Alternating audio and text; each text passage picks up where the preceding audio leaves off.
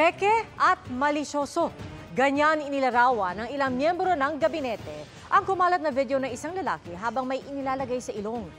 Ipinalabas po yan ng isang grupo kontra umano sa charter change sa pagtitipon nila sa Amerika. Nakatutok si Dano Tingkungko. Screenshot ito ng video na ipinalabas sa pagtitipon sa Amerika ng Hakbang ng Maisub, isang grupong kumokontra sa charter change at nagsusulong daw ng transparency at accountability sa gobyerno. Sa naturang video, may lalaking may hawak na maliit na lalagyan na ang nilalaman na puting tila pulbos na kinuha nito at nilagay sa ilong.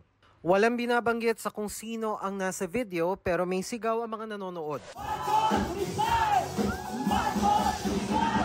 Naroon sa pagtitipon si Noy Duterte presidential spokesperson na si Harry Roque na isa sa mga nagpost ng naturang video online. Ang video kumalat agad sa social media at nakarating na sa atensyon ng mga opisyal ng Administrasyong Marcos na mabilis na binatiko sa mga nasa likod nito. Malicious. Koreano yun, hindi Pilipino. What do you mean, sir? Is that fake? Nakita mo naman. Oo. And what's the purpose? Bakit kaya ngayon pa nila nilabas? Paninira. Si DILG Secretary Benher Abalos nagpakita rin ng screenshot ng video at kinumpara sa larawan ni Pangulong Marcos. Hindi ho ako naniniwala na ang lalaking nandun ay ang ating Pangulo. Hindi ho.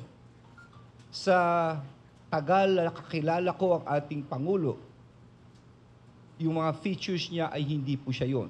Tignan niyong maigi ang tenga rito. Pagmasdan niyo, yung larawan ng ating Pangulo sa kaliwa, yung earlobe, tignan niyo yung nasa kanan. Diyan pa lang makikita niyo sa mga panahon ngayon, sa mga maging mapanuri tayo.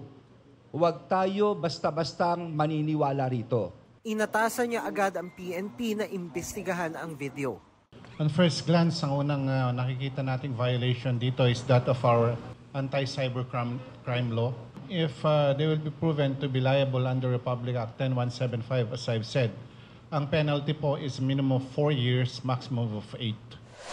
Ngayon pa lang, sabi ng Department of Information and Communications Technology, obviously, no, it's a fake video na sinicirculate sa mga online platforms. Sir, will you be asking these platforms to take down the video? Yes, actually, many of them have already responded. Fabricated yung content. Hindi nga synchronize yung video eh. Masyadong magaspang ang pagkagawa ng overlay ng content.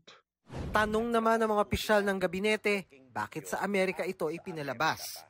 Yan po siguro ay parte ng plano nila upang sila po ay hindi masubject sa jurisdiction ng Philippine authorities. Kami po ay nananawagan sa authorities po sa Estados Unidos na imbestigahan po itong insidente na ito. Sabi rin ng Defense Department, bahagi ang video ng isang plano. Meron po talagang matinding plano na i-destabilize po ang ating gobyerno. Araw po ng SONA, naglabas po sila ng peking video at sa Amerika pa. Makasariling at mga karumal-dumal na mga tao na ito.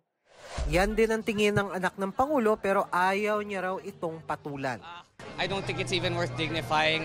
All I'm gonna say at that is it's clearly a pathetic attempt at destabilizing. I mean, at this point, are you really surprised? It's what they've been trying to do for so long already.